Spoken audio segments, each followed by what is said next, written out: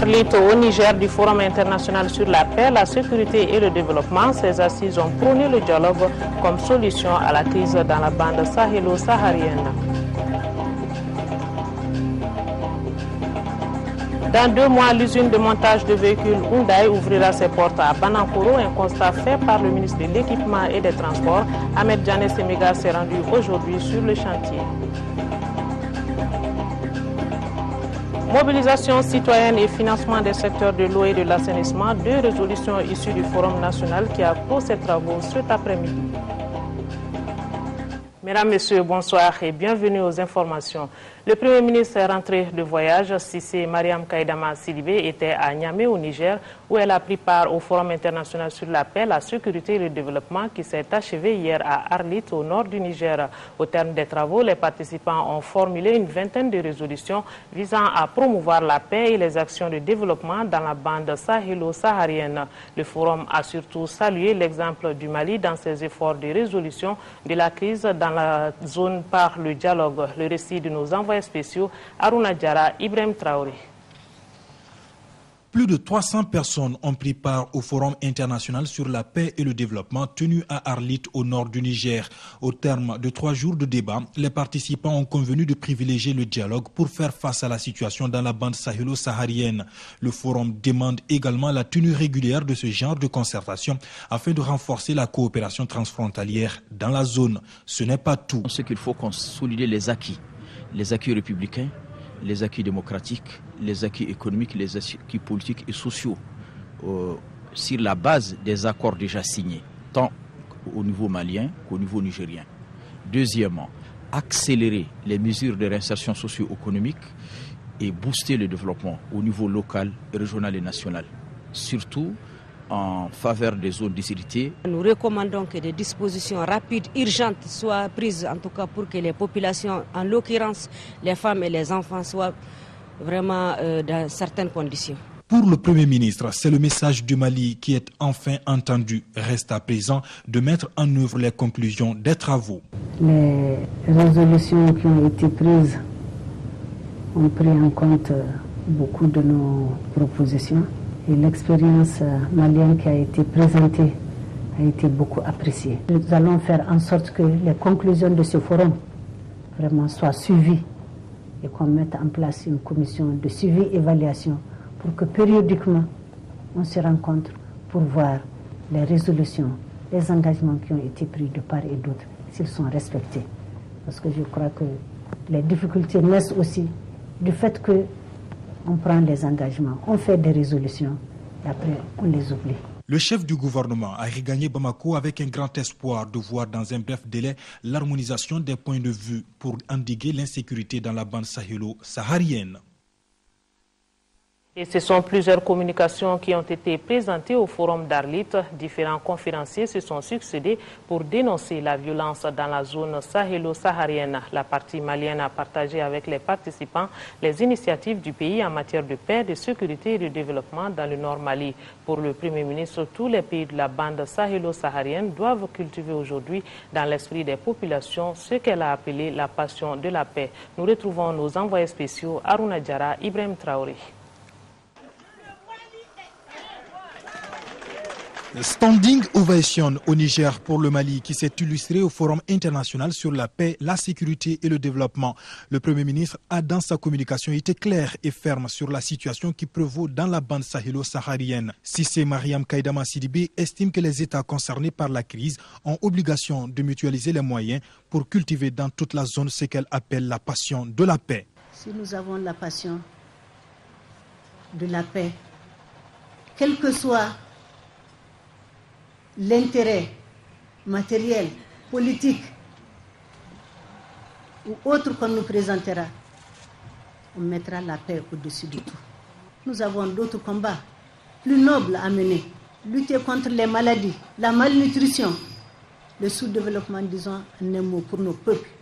Je dois particulièrement insister sur le fait que nous devons désormais, avec nos frères du Mali, refuser notre statut ou notre situation de maillon faible de la sous-région en matière d'insécurité et de paix. cette situation n'a que trop duré, de remise en cause perpétuelle de la stabilité, de la tranquillité de nos populations. Les débats du forum ont été houleux. Les participants se disent convaincus que la situation dans la bande sahélo-saharienne ne se réglera jamais par les armes. Les jeunes de la zone doivent s'engager aujourd'hui uniquement pour un combat du développement. Celui qui a encore dans son cœur un esprit belliqueux, il n'a qu'à entrer dans l'armée nationale et guerroyer pour la nation s'il y a de guerre. Mais qu'il cesse le banditisme, qu'il cesse la rébellion, le kidnapping et autres, qu'il cesse ça et qu'ils s'intègrent dans la société et ils seront heureux. Je lance un appel à ces jeunes de se ressaisir, de regarder l'histoire. Qu'on ne vienne pas aujourd'hui nous demander une république de l'Azawad. Aucun État responsable n'acceptera pas ça. Les États limitrophes, ils ont leur Touareg, ils n'accepteront pas ça. Mais cette république va coopérer avec quel État? Elle va avoir quelles frontières? Nous, au Niger, on n'est pas d'accord. Donc, on va l'étouffer. En Algérie, ils ne seront pas d'accord. Ils vont l'étouffer. Le Mali, le reste du Mali ne sera pas d'accord. Ils vont l'étouffer. La Mauritanie, ils vont l'étouffer. Le Burkina, ils vont l'étouffer. Mais on détruit la communauté touareg. Le thème de la rencontre, à savoir paix, sécurité et développement, a fait l'objet de plusieurs autres communications, occasion pour les uns et les autres de présenter les différentes expériences en cours dans leurs pays respectifs. Et le Mali se glorifie surtout de son PSPSDN et de son agence pour le développement du Nord Mali. La mission principale de l'agence, c'est d'impulser le développement des régions du Nord Mali à travers le suivi des actions de développement, la mise en œuvre de programmes au bénéfice des collectivités territoriales et partant des populations. C'est également la réinsertion socio-économique des jeunes. C'est aussi le suivi du programme décennal de développement des régions du Nord qui comprend 39 projets structurants. C'est donc un tournant décisif vers une issue heureuse de la crise dans la bande sahélo-saharienne qui semble se dessiner à Arlit. En tous les cas, les résolutions de la rencontre devront servir de feuille de route pour tous les pays concernés par la situation. Et dans le même chapitre, réaction du réseau Paix et Sécurité des femmes de l'espace CEDEAO Mali suite à l'attaque perpétrée par des bandits armés sur les villes de Ménaka, Tessalit et Aguelok. Le réseau Paix et Sécurité des femmes de l'espace CEDEAO Mali condamne avec la dernière énergie ces actes barbares et indignes qui sont de nature à perturber l'ordre public.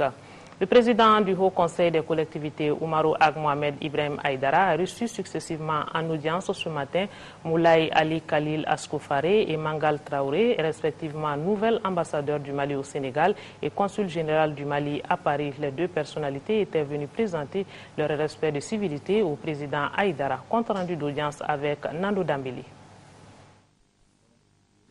Avant de s'envoler vers leur pays d'accréditation respectif, ces deux nouveaux diplomates ont tenu à rencontrer les présidents des différentes institutions de la République. C'est dans cette optique que s'inscrivent ces deux audiences centrées autour du renforcement de la coopération décentralisée entre Bamako, Dakar et Paris.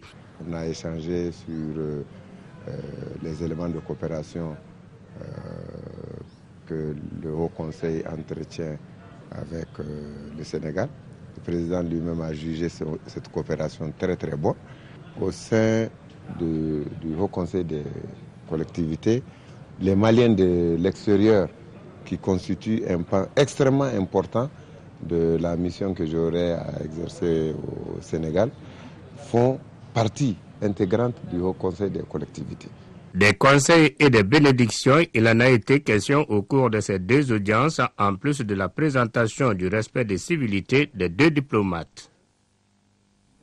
Les assises consacrées aux réformes concernant les droits des affaires se poursuivent ici à Bamako et c'est dans ce cadre que le directeur du département climat des investissements du groupe de la Banque mondiale a animé cet après-midi une conférence de presse. Il ressort des échanges que les réformes menées par les États membres de l'Organisation pour l'harmonisation en Afrique du droit des affaires OHADA ont permis de lever certains des principaux obstacles à l'entrepreneuriat local, notamment l'accès au crédit dans la région.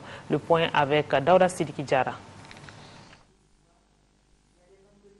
Le rapport Doing Business 2012, qui fait l'objet du débat avec la presse, analyse les réglementations d'une économie qui ont un impact sur les entreprises au cours de leur cycle de vie. Il fait ressortir que les États membres de l'Organisation pour l'harmonisation en Afrique du droit des affaires OHADA ont amélioré les rythmes de réforme en vue d'appuyer les entreprises locales. C'est une décision politique qui est suivie des faits. Les pays comme le Mali, le Burkina, le Sénégal, etc., qui ont pris cette décision ont fait des progrès remarquables, d'une part.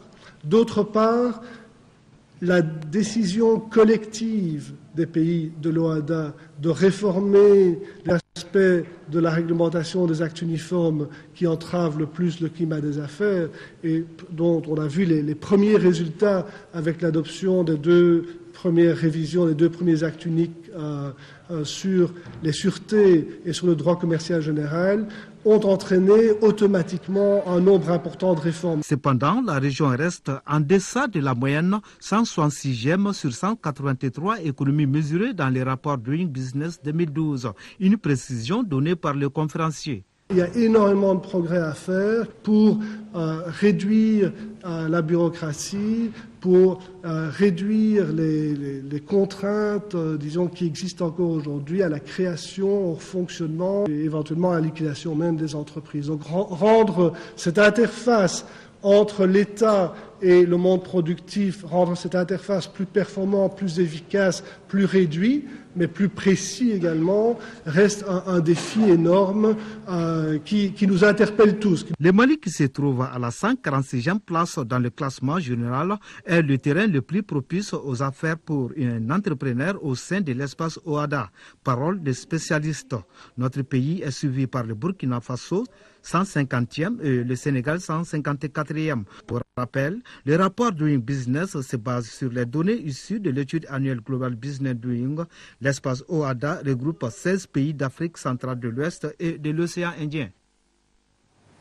Je vous en parlais tantôt, le Mali disposera dans 2 mois d'une nouvelle usine de montage de véhicules de marque Hyundai.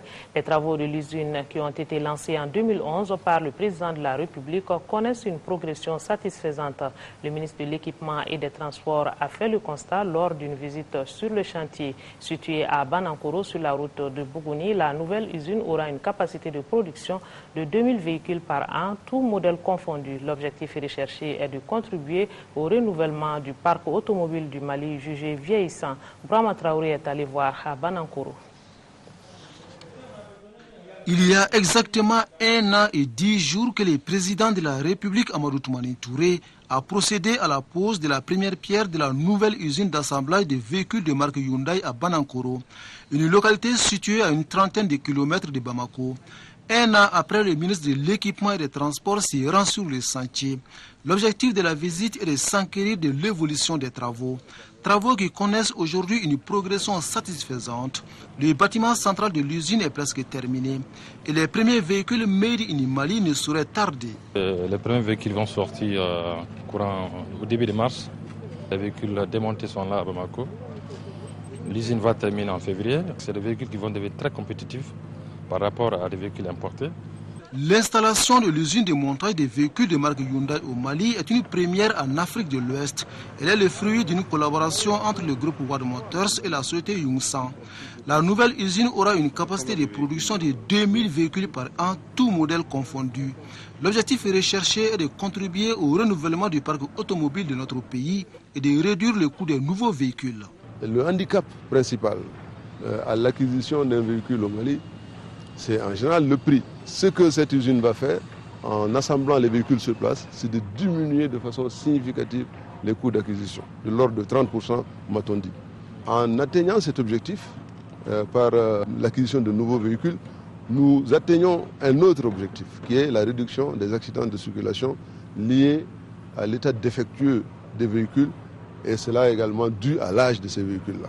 Le ministre Semega de rassurer les promoteurs de l'usine de tout le soutien du gouvernement pour la réussite de l'entreprise. Un soutien d'autant plus justifié quand on sait que la nouvelle usine de montage de véhicules est un projet colossal dont le montant s'élève à 7 milliards de francs CFA. Le président de l'Assemblée nationale porte à la connaissance des députés qu'une séance plénière de la session extraordinaire en cours se tiendra demain jeudi 26 janvier 2012 et jour suivant à partir de 10h dans la salle Modibo Keïta.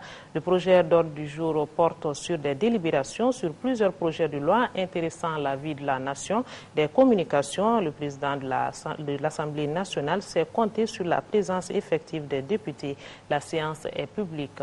Le Forum national de l'eau et de l'assainissement a clos ses travaux cet après-midi. Le ministre de l'Environnement et de l'Assainissement, Tchemoko Sangaré, se dit satisfait des conclusions issues du forum. Il s'agit entre autres du financement des secteurs d'assainissement et de la mobilisation citoyenne. Mamadou Bagayogo pour les précisions. 3 jours de réflexion et d'échange en vue de formuler des recommandations répondant aux préoccupations du Mali dans les secteurs eau et assainissement. Ces conclusions doivent être présentées au 6e Forum de Marseille en mars pour un accompagnement des partenaires techniques et financiers. On peut citer, entre autres, des propositions sur la problématique du financement de l'eau et de l'assainissement, l'équilibre des différents usages de l'eau, la mobilisation citoyenne, et le développement et la gestion des services d'assainissement. Satisfaction du côté du gouvernement. Le ministre de l'Environnement et de l'Assainissement estime que le forum donne une bonne lisibilité aux attentes du Mali. Et ce que vous avez fait ici concerne les préoccupations de plus en plus pressantes de l'ensemble des populations de notre pays. S'il y a encore quelques décennies, dans certains confins de notre pays, les gens ne pouvaient pas s'imaginer qu'ils se trouveraient un jour confrontés à une pénurie d'eau. Aujourd'hui, où que vous partiez, le problème crucial, qu'on le dise ou pas, que vous observez, c'est celui de l'eau. Tchemoko Sangaré rappelle qu'il n'y a pas de développement sans eau et tous les acteurs doivent s'impliquer dans la réussite de l'atteinte des objectifs fixés. La 3e phase du programme national d'appui aux collectivités territoriales était au cœur d'un atelier. Il s'agissait d'informer l'ensemble des acteurs intervenants dans le cadre du programme d'exécution de ce plan d'action qui vise particulièrement l'amélioration des services de ces collectivités territoriales. Salima Tandaou nous fait le point. Dans le cadre de la mise en œuvre des recommandations de l'étude sur l'exercice de tutelle des collectivités territoriales en juin 2011, un plan d'action de renforcement de la tutelle a été produit. Cela en vue de mieux appréhender les actions à réaliser pour atteindre le résultat numéro 6 de la 3e phase du programme national d'appui aux collectivités territoriales. Le résultat numéro 6 qui vise une assistance et un contrôle plus efficace des collectivités territoriales par les services de l'État, notamment à travers 3 activités majeures. Il s'agit de l'amélioration de l'organisation du fonctionnement des performances de la tutelle, l'amélioration de la qualité de l'appui conseil des services déconcentrés de l'État, le renforcement des structures de contrôle des collectivités territoriales. Cet atelier est organisé afin d'informer l'ensemble des acteurs intervenants dans le renforcement de la tutelle sur le contenu du plan d'action de renforcement de la tutelle de l'État sur les collectivités territoriales. Il s'agit d'informer à plus large échelle les autorités de tutelle et les partenaires techniques et financiers sur les activités programmées, d'échanger avec eux sur les difficultés de terrain et de recueillir des recommandations relatives à l'exécution du plan de renforcement de la tutelle. Le plan d'action de renforcement de la tutelle, qui sera débattu durant 3 jours par les participants, attend des résultats en matière d'amélioration institutionnelle de l'exercice de la tutelle, de renforcement des moyens mis en œuvre et de meilleurs mécanismes de suivi et évaluation, ainsi que de coordination des appuis des partenaires dans le sous-secteur de la tutelle. L'Office de la Haute Vallée du Niger OHVN a tenu ce matin la 20e session de son conseil d'administration. Les 16 assises devront permettre l'examen des différents rapports et l'élaboration du plan de campagne pour une augmentation de 48% des prévisions de superficie de coton conventionnel pour la campagne 2012-2013. Compte rendu Amadou Ouattara. 3 principaux points sont à retenir de ce 20e conseil d'administration de l'Office de la Haute-Vallée du Niger OHVN. L'examen du rapport d'exécution budgétaire 2011, le projet de plan de campagne 2012-2013 et le projet de budget de l'année en cours. Un conseil qui se tient dans un contexte particulier et marqué par une campagne agricole déficitaire malgré la politique engagée par l'Office. Nous sommes en train d'améliorer la production et la productivité de certaines filières porteuses comme le sésame biologique, comme le beurre de karité biologique, comme le baobab biologique, pour que les femmes qui sont là, qui sont les couches démunies, puissent avoir les moyens nécessaires pour s'épanouir. Donc la jeunesse également est insérée dans notre programme. Les jeunes qui sont là aujourd'hui au niveau de l'Office de la Haute-Vallée du Niger, ils doivent avoir des champs de coton, ils doivent avoir des champs de culture maraîchère, ils doivent avoir des champs de maïs et ils doivent faire l'élevage également pour s'épanouir. Pour la prochaine campagne, l'Office entend mettre les moyens nécessaires pour pallier les insuffisances et assurer une production de qualité. Cette volonté de relance se traduit d'année en année par l'élaboration d'un programme d'action gouvernemental mettant un accent particulier sur la motorisation, la mécanisation, l'aménagement des terres cultivables et surtout la mise à disposition des intrants. Parmi les recommandations de ce conseil, les administrateurs ont mis l'accent sur la constitution des stocks de sécurité, tant au niveau familial, villageois que communal, avec la mise en place des banques de céréales. La deuxième session du comité technique d'orientation du programme consacré à l'irrigation dans le bassin du Bani s'est tenue hier à Sélingué. Les participants venus de tous les secteurs de développement rural de la région du Koulikoro et du district de Bamako ont examiné et adopté le procès verbal de la première session et le rapport d'activité 2012. Laurent Diakité était à Sélingué, son reportage. Au cours de cette deuxième session du comité technique d'orientation du programme de développement de l'irrigation dans le bassin du Bani dans la zone de Sélingué, les administrateurs ont surtout constaté que les dossiers pour la construction du seuil de Kourouba et la consolidation des pistes et du périmètre de Maninkura ont pris du retard et cela à cause du processus de passation des marchés lancé en janvier 2011. Dans tous les cas, ce qui n'a pas pu être réalisé l'année dernière sera fait en 2012. Les activités essentielles que le pays doit mener sont concentrées sur d'abord la construction du seuil de Kourouba, dont les études vont commencer en février 2012. Ensuite, les autres infrastructures telles que les pistes rurales et les choses, on va relancer tous ces dossiers d'appel d'offres pour recruter un ingénieur conseil qui doit étudier les pistes et les actions à mener dans les périmètres en 2012. Ce qui concerne la formation des producteurs, une convention déjà a été signée avec l'Office du développement rural de Sélingué et le PDBS pour le conseil agricole. Donc tout ce qui est action d'agriculture, de reboisement, de conservation des eaux et des sols, de suivi de la qualité des eaux, les formations thématiques, le suivi des centres d'alphabétisation vont être confiés à l'office dans cette convention qui va les exécuter, que le projet va suivre pour voir si ces activités ont été réellement réalisées. Par ailleurs, la deuxième session du comité technique d'orientation du PDBS pour la zone de Sélingué, présidée par Bougouzanga Koulibaly du gouvernorat de Koulikoro, a fait des recommandations, à savoir tenir 2 sessions du comité technique par an, respecter les délais d'étude et du démarrage du seuil en mettant un accent particulier sur le suivi, poursuivre les négociations pour la baisse des taux d'intérêt en impliquant les bénéficiaires dans les négociations. Les travaux du seuil de Kourouba et la consolidation des pistes et du périmètre de Maninkura qui vont démarrer en 2013 coûteront 12 milliards de francs CFA. Un autre comité technique qui s'est réuni, c'est celui du projet d'appui au développement communautaire PADEC. Ce projet compte mettre en route 115 micro-projets de sociétés économiques de base courant 2012 et pour cela 176 micro-projets seront prochainement sélectionnés. Présélectionnés aussi, le projet entend mettre 1 milliard de francs CFA à la disposition des sociétés de microcrédit. Ces décisions ont été prises à l'issue de la 6e session du comité de pilotage du PADEC tenue ce matin même. Le compte rendu avec Bouakar Sissoko. Cette 6e session du comité de pilotage du projet d'appui au développement communautaire PADEC a examiné le compte rendu de la session dernière avant de l'adopter. Les membres du comité de pilotage ont également analysé le rapport d'activité de 2011, une année caractérisée par quelques difficultés. La non-satisfaction de 2 requêtes de financement complémentaires limitant l'exécution correcte des activités initialement programmées, notamment l'intervention dans les communes d'extension.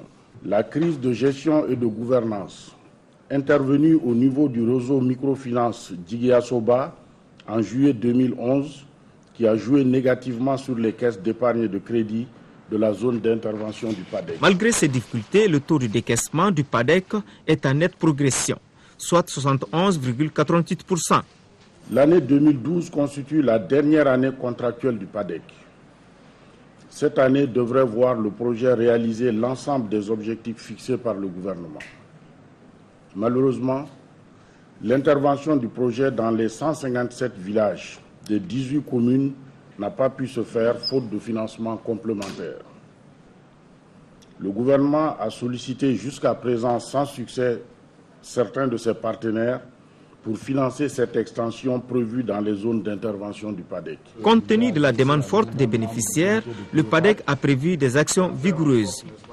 Parmi ces actions, il y a le renforcement et l'extension des services de microfinance par la mobilisation de l'épargne locale et l'octroi d'au moins 4037 prêts pour un montant d'environ 1 milliard de francs CFA en 2012. Il faut le rappeler, le projet d'appui au développement communautaire PADEC intervient dans les régions de Kayes et Koulikoro. Il doit étendre ses activités à 18 nouvelles communes. Le Fonds d'appui à la formation professionnelle et à l'apprentissage FAFPA a tenu ce matin à son siège son 19e conseil d'administration. Le rapport d'activité de l'année 2011, l'examen du projet d'activité et le budget de 2012 sont entre autres points inscrits à l'ordre du jour. Le budget 2012 est arrêté à plus de 7 milliards de francs CFA. En cette année 2012, les activités sont axées sur la formation et l'investissement en matière d'équipement. Agali Agissa. Fidèle à sa mission de formation, le Fonds d'appui à la formation professionnelle et à l'apprentissage a exécuté une grande partie de son programme d'activité en 2011. Un plan d'action axé sur le renforcement des capacités des agents, la mobilisation des ressources financières. Le FAFPA a révisé l'ensemble des outils et conçu de nouveaux outils. Il a payé la plupart des engagements antérieurs, notamment tous les arriérés de factures de la formation professionnelle par apprentissage de type dual. La Direction générale a recouvré les arriérés de ressources de la taxe de formation professionnelle au niveau du Trésor public. La formation de la population active a concerné 8 770 agents sur une prévision de 14 100 actifs. Pour l'année en cours, les responsables du FAFPA entendent consolider les acquis de 2011 avec en toile de fond la finalisation de l'accord d'établissement et la construction du siège de la structure, d'où l'augmentation du budget de 12%. Nous allons encore redoubler d'efforts pour renforcer le maximum de capacité de la main-d'œuvre. Nous sommes dans une dynamique de décentralisation et de concentration. Il y a eu la première édition de la journée des régions. Donc le FAFPA fera en sorte que nous intégrons cette dynamique dans notre approche au niveau régional pour impliquer toutes les assemblées régionales dans la planification du budget à 7 milliards. Nous allons construire notre nouveau siège ici à Sotiba. 3 points étaient inscrits à l'ordre du jour de ce 19e conseil d'administration du Fonds d'appui à la formation professionnelle et à l'apprentissage FAFPA. Au mois de décembre dernier, certains fonctionnaires de police, notamment ceux du groupement mobile de sécurité de la compagnie de circulation routière et de l'école nationale de police, ont protesté contre l'assurance maladie obligatoire AMO à travers une marche. Devant cette situation, la direction générale de la police nationale a fait une déclaration à l'intention des intéressés ainsi que de la population. Une déclaration lue ici par le contrôleur général de police, Kassim Sinenta, inspecteur en chef de la police nationale. Ces propos sont recueillis par Nyanya Loutraouri. Traditionnellement, le fonctionnaire de la police nationale, lorsqu'il s'estime lésé dans ses droits, dispose de voies de recours tant administratifs que contentieux. Mieux, la loi 1034 du 12 juillet 2010 portant statut des fonctionnaires de la police nationale garantit aux policiers la jouissance du droit syndical et même du droit de grève, ce qui n'est pas le cas dans certains pays comme en France. Toutefois, pour les besoins de sûreté et de continuité de l'État, l'article 38 de ce statut précise que le droit de grève ne peut s'exercer dans les services de police ci-après. Les unités d'intervention chargées du maintien d'ordre, de la protection des hautes personnalités et les unités spéciales de lutte contre la grande criminalité. Les unités de circulation routière, les services de transmission et de télécommunications, les services spécialisés de renseignements généraux et les unités de police aux frontières. En outre, l'exercice du droit de grève ne peut en aucun cas s'étendre aux élèves fonctionnaires de police et aux fonctionnaires de police qui se trouvent sous le régime du stage probatoire.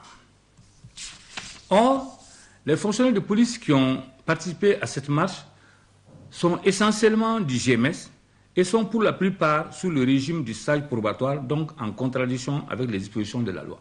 C'est la raison pour laquelle le directeur général de la police nationale, l'inspecteur général Mahamadou Diakaraga, a rencontré ce matin à l'École nationale de police les fonctionnaires servant au GMS, à la CCR et à l'École nationale de police.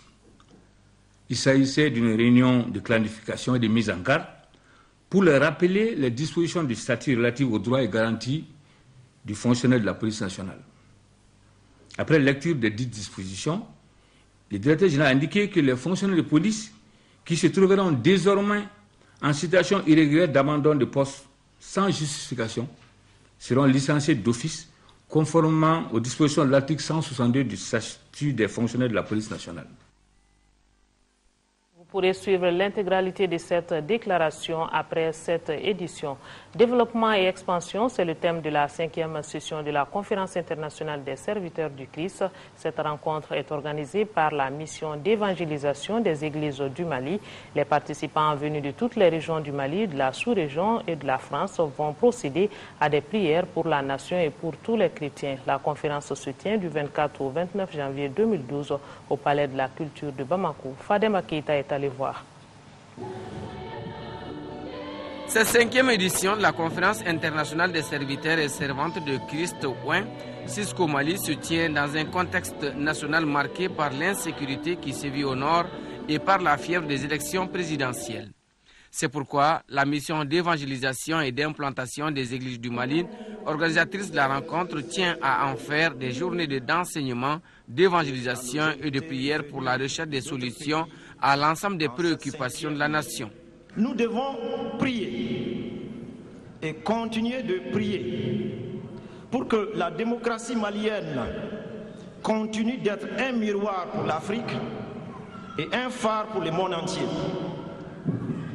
La laïcité malienne, comme nulle autre pareille sur le continent, montre une maturité spirituelle et intellectuelle des religieux qu'il faut préserver.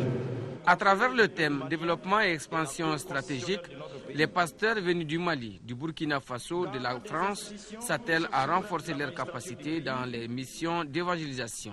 Le thème, je crois, est très bien parce que nous avons besoin de plus en plus dans ce monde de communiquer donc le message de la parole de Dieu. Notre monde est en train de perdre beaucoup de valeurs morales.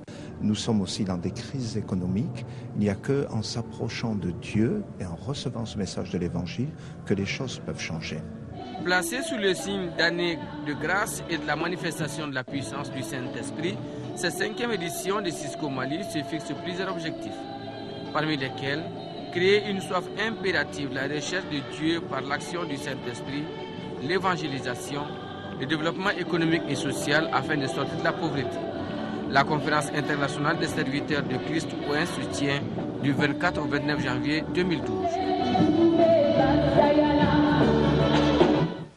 Sport football ici à Bamako, le match Mali-Guinée hier, la tension était vive, grande émotion pendant le match et soulagement après dans le camp des supporters. Siragatou Sissé et son équipe ont fait le tour de la ville avant, pendant et après le match. Suivons. Soirée de match à Bamako. La ville a respiré football à l'occasion de la première sortie du Mali à la CAN 2012 face à la Guinée. On se dépêche pour être témoin oculaire du derby sous-régional. 1 heure avant le coup d'envoi, les Bamakois tentent par tous les moyens de se frayer un chemin pour regagner soit leur domicile ou grain. Chacun selon son occupation essaye d'être prêt pour voir évoluer l'équipe du Mali. Les Aigles forcent l'admiration dans cette compétition. Bienvenue au pronostic. Le match là, c'est très très difficile. Ça fait 50-50, mais en faveur du Mali 2-1. Le Mali va gagner 2-1. C'est sûr qu'on va gagner 2-1. Le chronomètre est enclenché. Ça discute, frissonne et le cœur des supporters bat très fort. Les actions, mouvements, passes et dribbles sont interprétés et appréciés. Pour le moment, le Mali n'arrive pas à se décider parce que le match n'est pas encore débriefé, quoi. Je compte sur l'équipe malienne, on va gagner aujourd'hui. Nous sommes au premier mi-temps. Le match peut être 2-1, mais 2-0. Nos jeunes ils jouent très bien, ils ont la forme. Bon, je crois en eux. Un tour dans les familles, on regarde et commente ensemble dans une atmosphère conviviale. Ça m'a fait plaisir, même si le Mali peut prendre cette coupe-là, parce que je me bats pour mon pays et puis je suis très contente que le Mali aille de l'avant. La défense malienne qui rate souvent les balles et puis ils ne sont pas durs dans les marquages. Depuis autant Salif Keita Domingo, jusqu'à nos jours, la Guinée ne me fait pas peur. On va amener cette Coupe d'Afrique des Nations à Bamako. Explosion de joie sur l'inscription du but des Aigles. Ce match est pourtant relégué au second plan chez d'autres. Moi, je ne regarde pas le match parce que j'ai un travail à faire. J'ai été dessus à Cannes 2002.